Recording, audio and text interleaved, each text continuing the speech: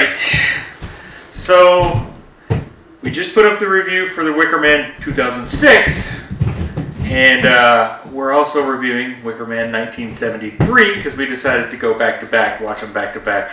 We probably should have done 1973 first, but we're rebels. Yes. We're rebels. What can I say? Different outlook. So we just got done watching 1973 Wicker Man. Far superior movie.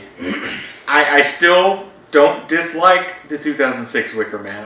I thought it was fun. It's funny. Nicolas Cage is great in it. But 73 is far superior.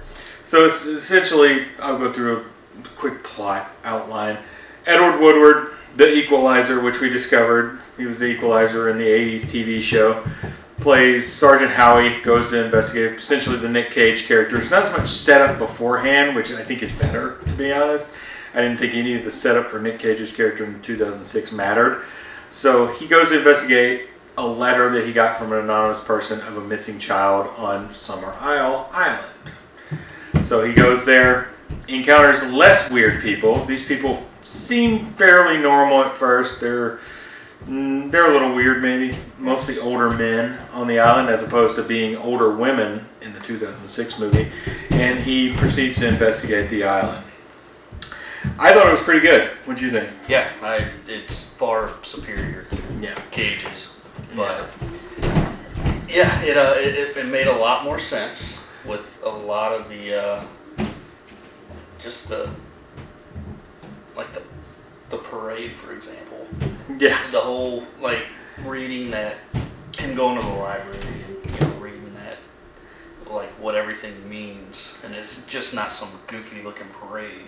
Yeah. There's meaning behind all it. It this certainly stuff. sets up all the plot points before you get there. Yeah, it really and does a good job. Yeah, it covers its bases. Sorry for the noise upstairs there. It covers its bases. It makes sure the plot moves along at a pace that makes sense, and it makes sense to the viewer, as opposed to the 2006 version, which was just kind of like, let's go here, let's go there, let's go here, let's go there, and didn't give you any of the background of why these people were being weird. There was really nothing hidden in this movie.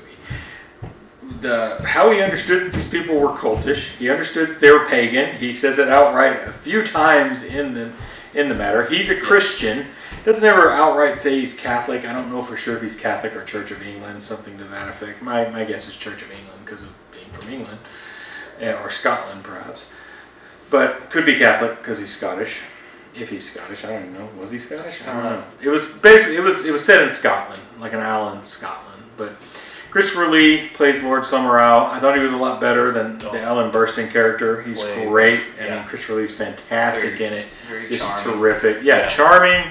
Not weird at all. Just seems like a guy who likes to be what he is. Yeah. And so, I mean, Christopher Lee was great.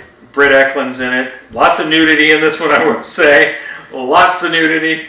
Britt Eklund, Bond girl, was in The Man with the Golden Gun, which Christopher Lee was the Man with the Golden Gun in. So she's a Bond girl. But yeah, this one made a lot more sense. Basically, how he gets to investigating. Same basic story. You get a couple scenes that are almost identical to the 2006 Wicker Man, like the schoolhouse scene, almost identical. But there's also some other things like the maypole that they what it actually is. Yeah, the maypole, which is in the background of the school scene in 2006, they're actually doing it in this Wicker Man. It makes sense. And the May Day festival that they're dealing with, which is again also dealt with in Midsummer. I'm sure Midsummer got a lot of ideas, probably from this one.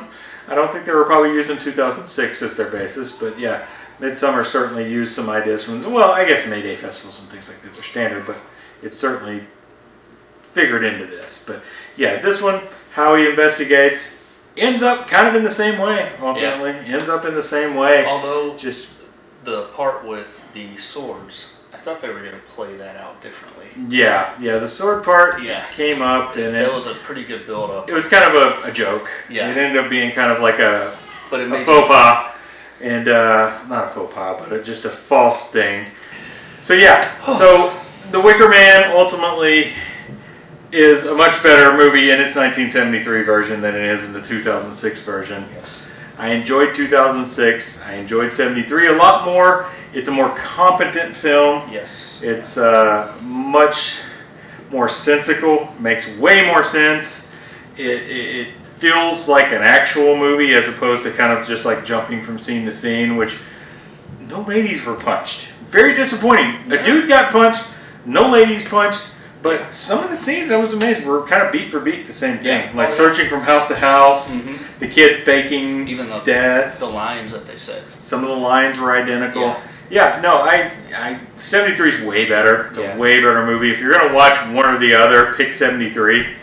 But, because, I think I'd go 4 stars for 73 out of 5. Yeah, at least. Yeah, 4 stars. And, I have to put it above Mandy. Yeah, above Mandy. Yeah. Oh, you're going to see, I gave Mandy 4.5. I'm going to go 4. I did 4. I did 4. No, I did 4.5. I did. Yeah. So, Yeah, 4.6. Oh, 4.6. Yeah. His skill's complicated. My skill's 4.5 or 5. It's not going to go. It's not a 5 star. It's got to be higher than It's got some problems with it. I don't think it's a perfect movie at all. But yeah, it's enjoyable. It moves along at a quick pace. It's only an hour and 28 minutes. I think it moves at the pace it should move at. It's well directed. It's got some nice shots in it. Christopher Lee's fantastic in it. Just perfect in it. Young Christopher Lee. Yeah, he was very, like, you kind of sided with him a little bit. Yeah, he's charismatic. Yeah, he's charismatic. You understood him, and he just wasn't a weird bad guy. Yeah, like in this 2006, Ellen Burstyn's just a weirdo. Yeah. She's just crazy and weird. The whole island is. This whole island's like they're normal. It seems fairly normal up until they burn a guy in a wicker. Yeah, that guy. It's kind of weird. They're sacrificing people for the harvest. Yeah. I did like the line at the end, and spoilers obviously, where he's saying, "And if your harvest doesn't come in next year, they're gonna burn you." Yeah. It's like, it's going to come in. He's scared. He obviously doesn't know for sure if this is going to work. Christopher Lee doesn't know for sure if this is going to work. He just assumes it is because he thinks his gods, the old gods, will save him. He's got these people convinced. Yeah. Cult leader. Yeah. He's a cult leader. He's a charismatic guy. His father and grandfather ran it before him. And, I definitely recommend you see this one. It's great. 4 stars from me. I could see how people that are fans of the 73 would hate some of the changes that they've made. Yeah, like Cage's. That's his daughter. Yeah, no, it didn't. But I really like the Christian pagan. Yeah, the Christian pagan stuff. I mean that was a good. It was a good thing in '73. I don't know why they. I mean, I guess they substituted the daughter subplot as opposed to the Christian pagan thing. It didn't really work in 2006 because nobody really cared. It didn't end up mattering, and there was this weird subplot in 2006. 2006, like I said, it's okay. 73, way better. Check it out. What did you think about the musical parts? It's interesting. It's interesting. Yeah. I mean, it fits more, I guess, with that time period. Musicals were far more popular in that time period. But yeah, some of those guys had some fantastic singing voices for just being singing out in the air. Yeah, it felt like a musical. It does feel like a musical in a little bit of the movie. It's interesting, and one of the musical keys was pretty good. Yeah, very interesting. Yeah, I know which one you're talking about. Yeah, Britt Eklund can apparently sing pretty well. Yeah, while not wearing clothes. Yes. Yeah. So yeah, I would say check it out. 73 for sure. I'd say check them both out. Honestly, I think it's worth watching both of them. Anything else? I think we did this right. I like going back and watching the 73 version. It's after. I think so.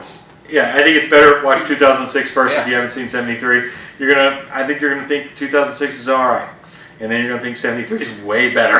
I would have probably not liked 06 as much if I saw 73. Yeah. It definitely would make a difference. Yeah. I think it made sense to watch it this way. Other people may think different, but I think it made sense. All right. That's it for Basement Movie Room. We'll see you next time. Cheers. You are the fool, Mr. Howard. Where is Rowan Morrison? Oh my God!